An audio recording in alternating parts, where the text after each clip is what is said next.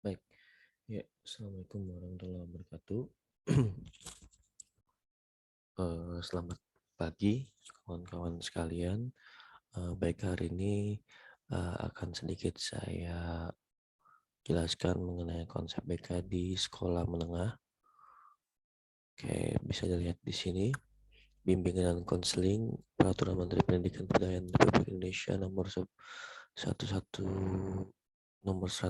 tahun 2014 tentang bimbingan konseling pada pendidikan dasar dan pendidikan menengah. Pasal 1 menyebutkan bahwa bimbingan konseling adalah upaya sistematis, logis, dan berkelanjutan serta terprogram yang dilakukan oleh konselor atau guru bimbingan dan konseling untuk memfasilitasi perkembangan peserta didik atau konseli untuk mencapai kemandirian dalam kehidupan. Oke. Nah, ini Peraturan Menteri Pendidikan dan Kebudayaan Republik Indonesia ya. Apakah ini sudah berganti? Karena kita sudah berganti kementerian ya. Saya belum update. Oke, kemudian di sini, nah jelaskan bahwa bimbingan konseling upaya sistematis. Jadi sebenarnya konsep bimbingan konseling ini sudah dijelaskan di dalam peraturan menteri ya, yang mana memang BK itu secara tidak langsung atau secara langsung itu memang berada di pendidikan dasar dan pendidikan menengah. Namun memang pada saat ini tidak semua pendidikan dasar ada BK ya. Namun khususnya di Banjarmasin sendiri itu hanya ada di SMP dan SMA sama SMK ya. Nah, jadi apa sih tugas BK ya? Lebihnya kepada upaya sistematis, logis, dan berkelanjutan serta program yang dilakukan oleh konselor yang gunanya memfasilitasi perkembangan peserta didik. Nah, artinya bahwa konsep dulu orang yang mengatakan bahwa BK itu adalah polisi sekolah, sebenarnya itu konsep yang salah. Kenapa? Karena BK lebih tepatnya lebih kepada upaya guna untuk memfasilitasi perkembangan peserta didik dalam artian mengarahkan maupun mengatasi ya, secara positif itu mengarahkan, membimbing, membina, kemudian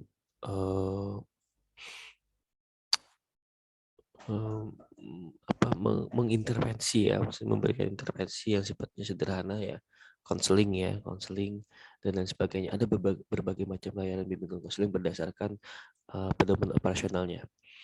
Oke. Nah, bimbingan konseling, nah ini jadi untuk memfasilitasi perkembangan peserta didik agar mampu mengaktualisasikan potensi dirinya dalam rangka mencapai perkembangan secara optimal. Kalau secara humanistik seperti yang saya sampaikan bahwa setiap individu itu mempunyai potensi. Ya, masalah itu muncul karena adanya hambatan pada potensi atau adanya potensi yang berkembang kurang maksimal, sehingga hal itu yang perlu kita atasi. Nah, potensi tadi ada yang berkembang secara optimal, yang tidak. Nah, bagi yang tidak, kita mencoba untuk mengarahkan agar mereka mampu lebih optimal baik dari setiap bidang ya. Kalau di sekolah kan mungkin akademik maupun non akademik dan sebagainya. Oke, ini ya, jadi mengembangkan potensi bukan hanya menjadi sebagai polisi sekolah yang menghukum dan lain sebagainya ya, biasanya di sekolah-sekolah menganggap seperti itu. Kemudian pengembangan potensi dapat berupa rangsangan untuk aktualisasi diri atau yang bersifat pencegahan, preventif, dan pengentasan atau kuratif. Nah, jadi ada program yang sifatnya preventif dan kuratif. Apa perbedaannya? Preventif jelas ya, pencegahan yang sifatnya ini berpotensi, ini kayaknya sebelum terjadi kita cegah deh, sedia payung sebelum hujan gitu ya. Sedangkan pengentasan ini yang memang sudah ada ya, ada gejala-gejalanya, misalnya sudah bermasalah gitu ya, sudah ada masalahnya maka kita selesaikan masalahnya gitu. Ya, dan layanannya pun berbeda-beda. Kalau preventif ya bisa aja psikoedukasi dan sebagainya. Misalnya sebelum terjadinya bullying di sekolah ini, kita lihat sudah ada potensi nih, ada yang 1-2 orang yang potensi mengarah ke sana, maka guru BK membuat program misalnya psikoedukasi atau layanan informasi mengenai bullying misalnya kayak gitu. Kalau pengentasan ini sudah bermasalah, misalnya ada yang sudah menjadi korban misalnya mengalami permasalahan terkait dengan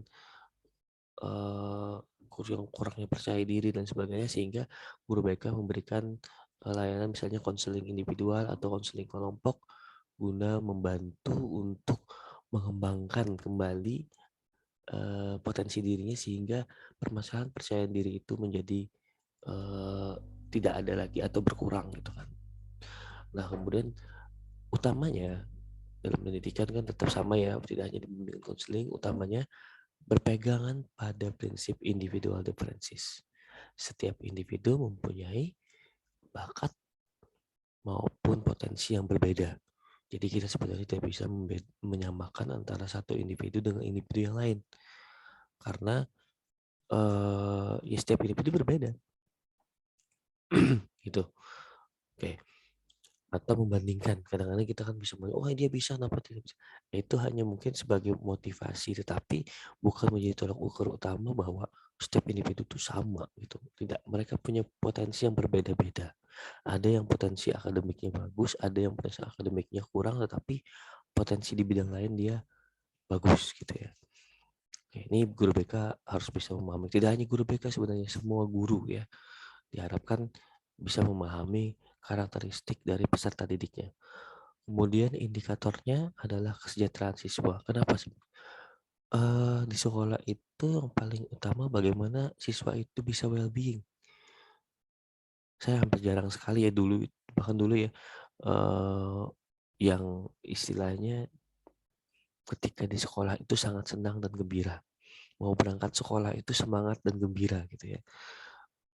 Coba kalian cermati, amati gitu ya, ketika besok libur, yes, senangnya luar biasa gitu. Artinya sebenarnya apa? Sekolah itu kayaknya sesuatu hal yang kurang menyenangkan gitu ya. Ada nggak orang yang besok libur, aduh libur ya, aduh nangis gitu ya. Libur ya, aduh nggak bisa ketemu teman, nggak bisa. Artinya mereka sangat menyukai sekali dengan eh, apa aktivitas dan aktivitas yang gitu mereka di sekolah gitu. Artinya itu sudah bagian dari well-being sebenarnya itu, walaupun mungkin uh, untuk mengarah pada well-being itu banyak aspek yang harus uh, harus tercapai gitu ya. Ya salah satunya siswa merasa secara mental itu bagus, dan secara potensi mereka mampu difasilitasi untuk beraktualisasi diri, mengembangkan potensi tadi. Oke. Nah, ini secara lebih spesifik student well-being itu adalah kesejahteraan siswa ya. Definisinya sebagai keadaan yang berkesinambungan dari kondisi mood positif dan sikap, ketahanan atau resiliensi, dan kepuasan diri serta hubungan dan pengalaman di sekolah. Ini juga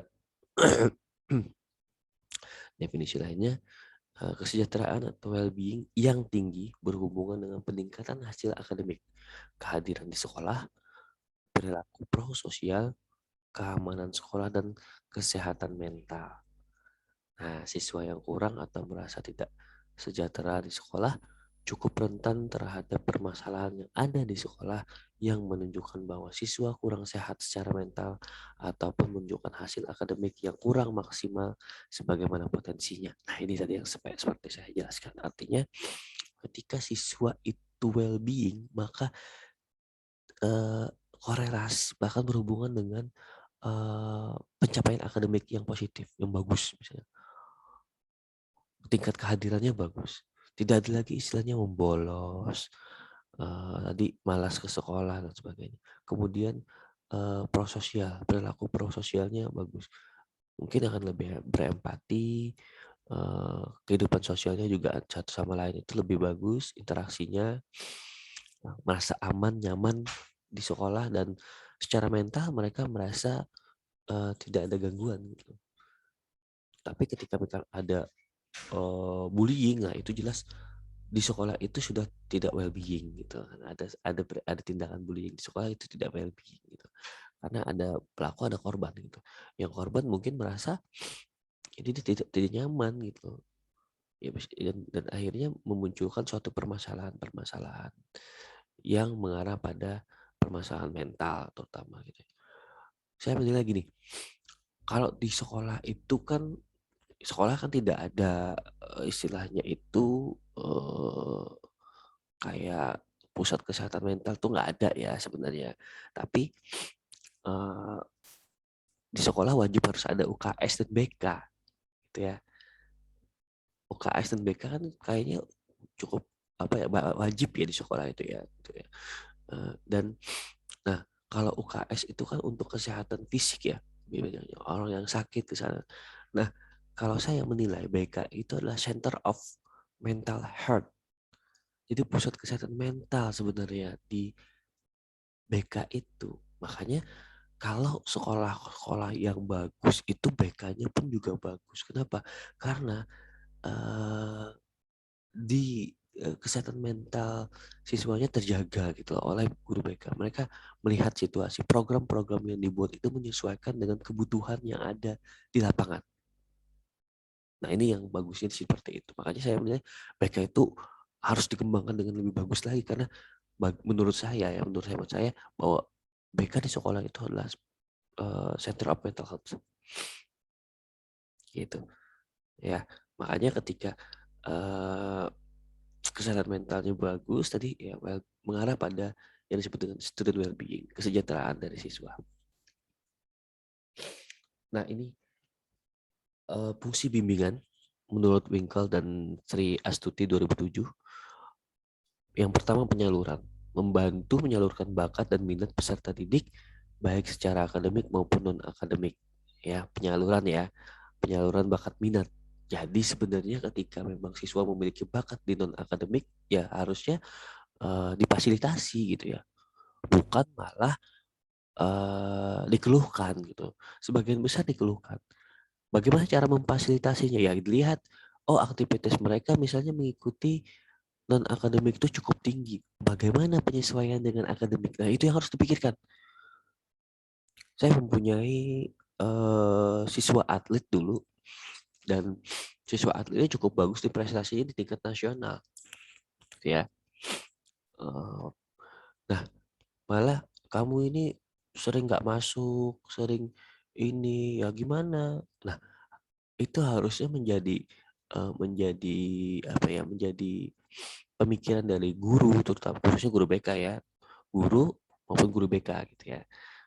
Artinya apa? Kita tidak boleh membatasi mereka karena memang itu prestasi mereka di situ. Nah yang perlu kita kita kita bantu adalah bagaimana mereka juga memikirkan masa depan mereka.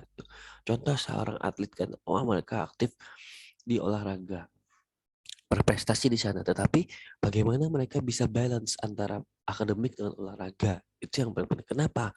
Karena akademik penyaluran hobi, penyaluran bakat, sedangkan akademik itu fungsinya untuk masa depan mereka.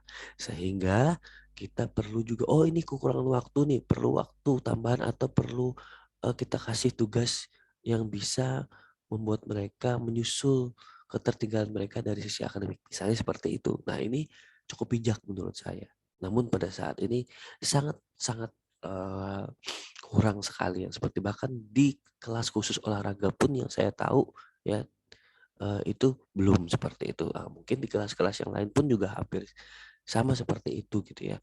Di bakat-bakat yang lain ya yang saya tahu ya lebih banyak di olahraga ya memang karena beberapa penelitian saya terkait dengan siswa-siswa atlet gitu ya. Nah, ini yang juga menjadi concern saya kenapa BK, kenapa kita perlu membalancekan antara akademik dan non akademik. Oke, kemudian Berikutnya penyesuaian, membantu siswa menemukan cara menempatkan diri secara tepat dalam berbagai situasi dan kondisi yang dihadapi. Orientasi ya, gitu ya. Penyesuaian terkait dengan bagaimana berorientasi. Kadang-kadang gini, kebanyakan orang berpikir, aduh aku masuk di sana nanti nggak punya teman dan lain sebagainya. Nah ini fungsinya, kita memberikan pemahaman bahwa semua itu teman gitu. Tinggal bagaimana kita berinteraksi sehingga kita mampu menyesuaikan dengan situasi maupun lingkungan sosial yang ada di sana dan juga aturan-aturannya ya gitu ya. Nah, ketika kita mampu menyesuaikan diri di sana, maka kita akan lebih nyaman. Nah, kita akan masuk pada proses pengadaptasian. Nah, membantu sumber daya manusia terkait di sekolah, guru, staf, dan pimpinan untuk dapat menyesuaikan dengan kebutuhan siswa. Nah, ini artinya yang dilayani oleh guru BK tidak hanya siswa, tetapi juga apa ya, perangkat ya, sivitas yang ada di sekolah itu. Ya, artinya belum tentu siswanya bermasalah. Jangan-jangan gurunya, gitu ya. Jadi guru BK itu sifatnya netral. Ketika memang perlu dilakukan edukasi terhadap guru-guru, maka juga dibikin program gitu. Karena edukasi terhadap guru-guru itu akan mendukung ketercapaian dari proses penyesuaian atau pengadaptasian yang ada di sekolah untuk mengarah pada kesejahteraan siswa gitu ya. Kompleks kan jadinya gitu ya. Jadi sebenarnya kalau kita berbicara masalah sistem SDM itu banyak sekali gitu, terkait satu permasalahan ya. Nah ini, jadi 3 ini ya yang menjadi fungsi bimbingan ya. Nah kemudian fungsi BK ditinjau dari kegunaan dan manfaatnya. Ini ya, yang pertama ada pemahaman, ya artinya BK memberikan pemahaman kepada siswa maupun siswa atau SDM yang ada di sekolah, siswa maupun guru dan sebagainya, yang berupa biasanya layanan bimbingan, ya, layanan informasi atau edukasi gitu ya. Oke, oke. Kemudian pemahaman, pencegahan, pengentasan, dan pemeliharaan. Nah ya, pencegahan kan jelas di preventif, pengentasan kuratif, pemeliharaan itu terkait dengan bagaimana membina, mengembangkan. Ya terus membina, oh dia berprestasi, oh ya kita bagaimana prestasi bisa terus bertahan, bagaimana kita membuat programnya supaya itu terus terus balance gitu ya. Nah ini menurut Ismaya 2015. Nah ini wilayah guru mapel, guru mata pelajaran, dan BK ya.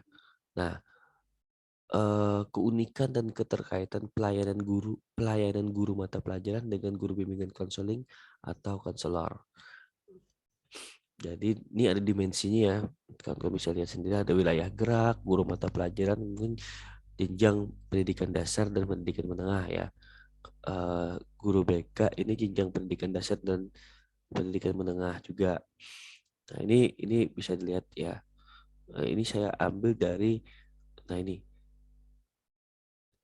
POPBK, kok POPBK ada nih dasarnya POPBK. Oke. Nah, tujuan umum guru mata pelajaran kan pencapaian tujuan pendidikan nasional ya, sama ya sebenarnya. Mungkin konteks tugas. Nah, konteks tugas guru mata pelajaran pembelajaran yang mendidik melalui mata pelajaran dengan skenario guru. Nah, sedangkan guru PK itu bukan mengajar, tapi lebih kepada pelayanan yang memandirikan dengan skenario konseli dan konselor. Jadi lebih tepatnya memberikan layanan ya, layanan bimbingan konseling gitu ya. Dan ada banyak juga layanan dalam bimbingan konseling gitu ya. Kemudian fokus kegiatannya kalau guru mata pelajaran itu lebih pada pengembangan kemampuan, penguasaan mata pelajaran dan masalah-masalahnya, sedangkan guru BK pengembangan potensi diri, bidang pribadi, sosial, belajar, karir, dan masalah-masalahnya. Hubungan kerja, ya jelas alih tangan atau referral sama ya. Ketika memang guru mata pelajaran tidak mampu menangani siswa terkait dengan sikap, maka dia harus mereferal ke guru BK sebenarnya, bukan menangani sendiri gitu ya. atau bekerja sama dengan guru BK saling berdiskusi gitu ya untuk menangani permasalahan. Guru BK begitu juga ketika itu permasalahan itu sudah menjadi permasalahan yang di luar kemampuannya dia, maka dia perlu mereferal kepada orang lain, misalnya psikolog sekolah ataupun psikolog lain yang memungkinkan, tetapi dia tetap memantau perkembangannya seperti apa gitu ya. Oke, target intervensi sama ya, individual minim kalau guru mata pelajaran minim ya, minim intervensi karena memang tidak ada ya seperti tadi ketika memang perlu intervensi maka referral gitu ya. Kemudian kalau guru BK itu utama ya, menjadi satu hal utama intervensi itu. Oke. Oke, kelompok pilihan strategis sih sama. Kemudian klasikal, ya kalau guru mata pelajaran jelas ya, umum klasikal.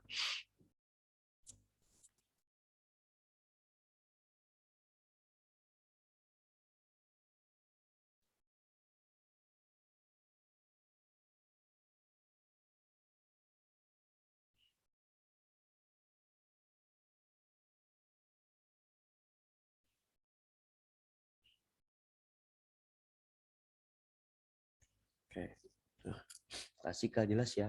Nah, kalau guru BK, ya itu ada klasikal, ada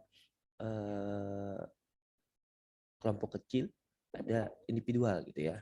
Dan klasikalnya ya memang tidak begitu banyak, kadang-kadang itu minim ya, tapi ada gitu ya.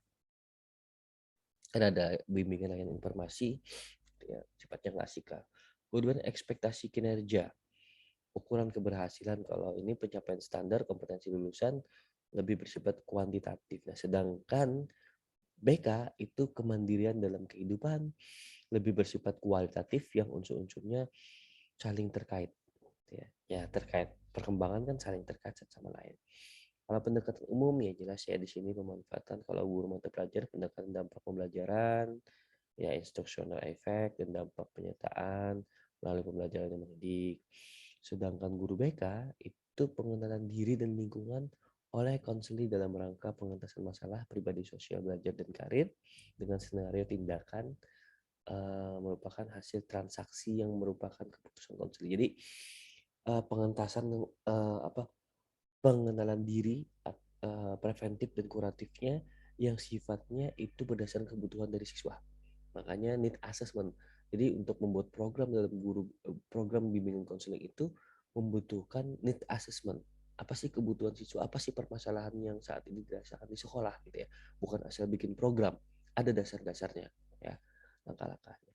Kemudian perencanaan tindakan intervensi, iya, kebutuhan perkembangan diri ya, terutamanya kalau untuk BK kemandirian perkembangan diri.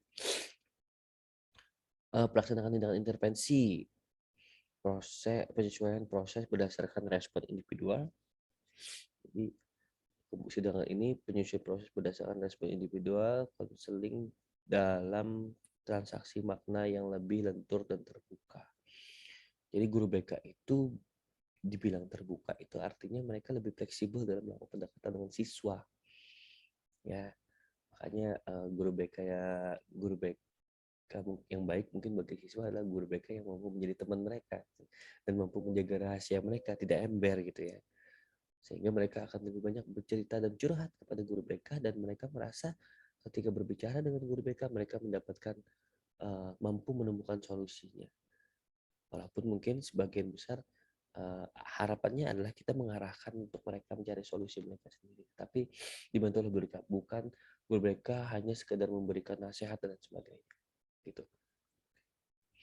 Nah, ini kedudukan guru bimbingan konseling. Bisa dilihat ya di sini kalau di sekolah ya guru bimbingan konseling atau konselor itu bimbingan dan konseling. Ini masuk di tujuan perkembangan optimal peserta didik ya. Ada 3 kepala sekolah itu manajemen dan supervisi, guru mata pelajaran, pembelajaran mata pelajaran, dan sedangkan guru BK tersendiri ini fungsinya untuk optimalisasi peserta didik, perkembangan peserta didik. Nah, karakteristik peserta didik yang perlu dipahami yaitu yang pertama aspek fisik, kognitif, sosial, emosi, moral, dan religius. Ini tugas perkembangannya. Tugas perkembangan merupakan aspek penting yang perlu dipahami oleh peserta didik atau guru BK. Contohnya, Contoh ini SMP nih ya, contoh tugas perkembangan siswa SMP. Mencapai perkembangan diri sebagai remaja yang beriman dan bertakwa kepada Tuhan Yang Maha Esa. Mengenal gambaran dan mengembangkan sikap tentang kehidupan mandiri secara emosional, sosial, dan ekonomi. Mengenal bakat, minat serta arah ke kecenderungan karir dan apresiasi seni. Jadi sebenarnya di SMP itu sudah perlu memahami bakat kita atau potensi kita. Kemudian kita perlu memikirkan kita nanti akan kemana sih karirnya gitu kan. Nah itu penting. Nah ini keterkaitan tugas perkembangan dengan SKKD, standar kompetensi kemandirian peserta didik ya. Bisa dilihat nanti ada POP, nanti akan saya bagikan juga POP-nya. Silakan bisa dicermati. Oke. Nah ini POP BK tapi tidak saya kerjakan karena nanti akan saya bagikan saja biar nanti bisa dipelajari oleh kawan-kawan semua. Ya ini menjadi pegangan dari guru BK. Oke, mungkin itu sekian dari saya. Terima kasih. Eh, Semoga bermanfaat dan mungkin nanti bisa kita diskusikan. Oke, baik. Itu saja. Terima kasih sekali lagi. Assalamualaikum warahmatullahi wabarakatuh.